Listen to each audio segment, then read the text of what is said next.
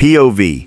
You are a spy trying to assassinate Hitler. Berlin, July 20th, 1944. 6 a.m. Your hands are steady as you button your uniform. Colonel Claus von Stauffenberg, German Army, decorated war hero.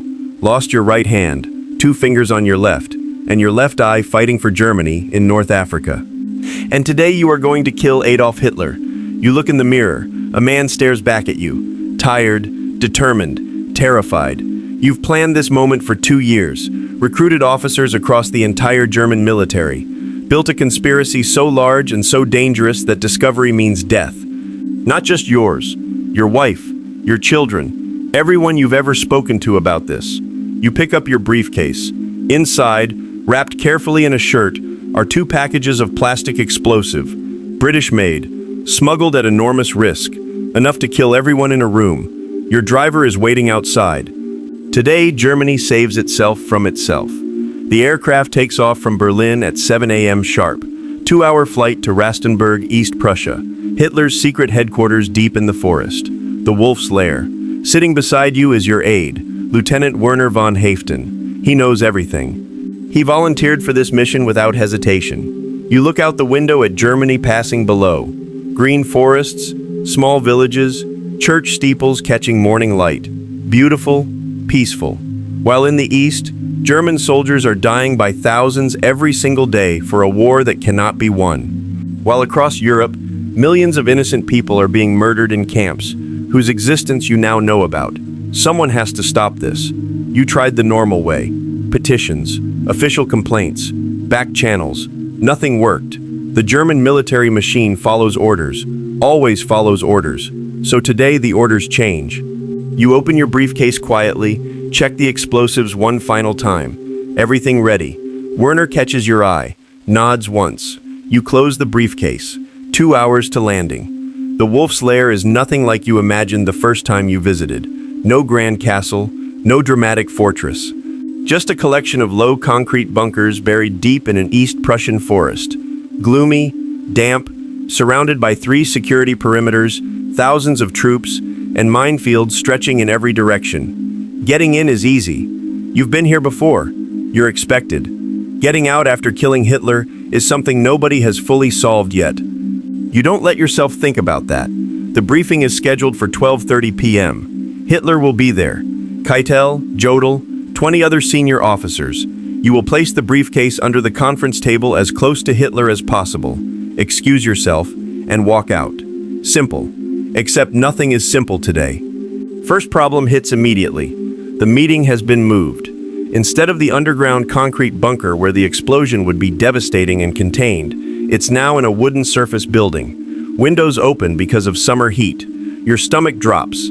The blast will be weaker, dispersed. You have no choice. You proceed. You have one chance to arm the explosives, one window of privacy in a building crawling with SS guards and military staff.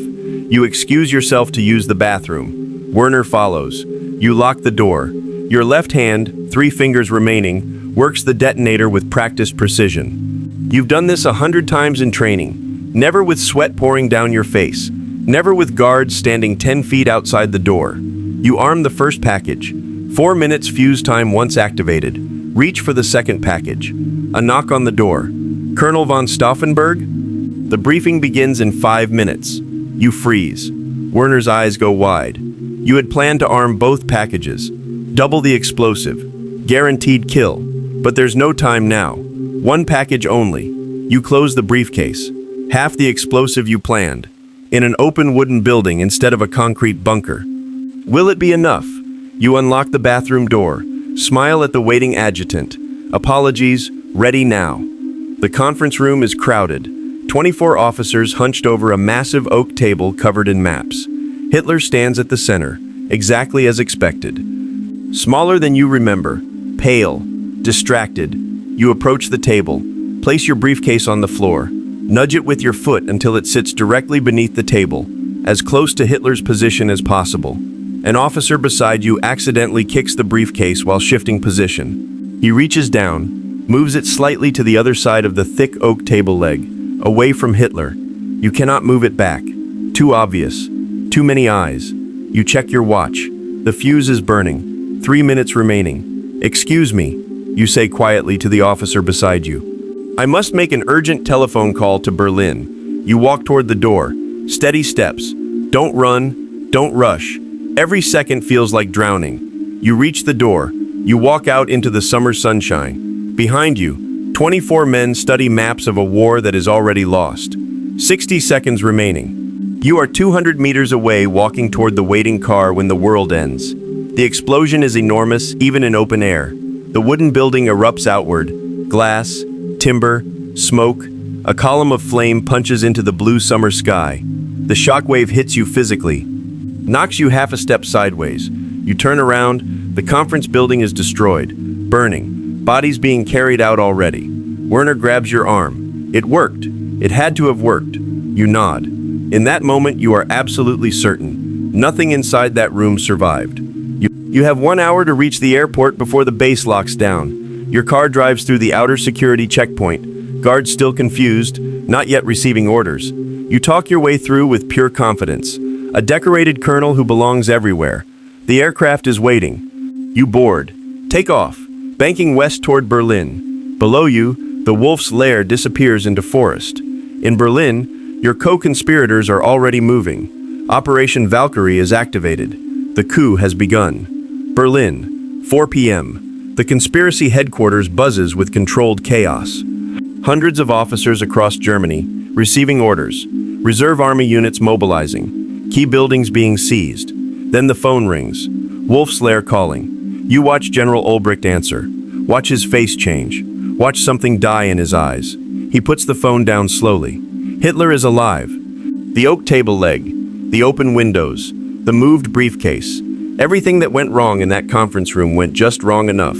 Hitler survived with burst eardrums, burns, and a wounded arm. The room goes completely silent. Everything built over 2 years. Every officer recruited. Every risk taken. Every plan made. Unraveling in real time. Phones start ringing everywhere at once. Units that were following Valkyrie orders are now receiving counter orders directly from Hitler.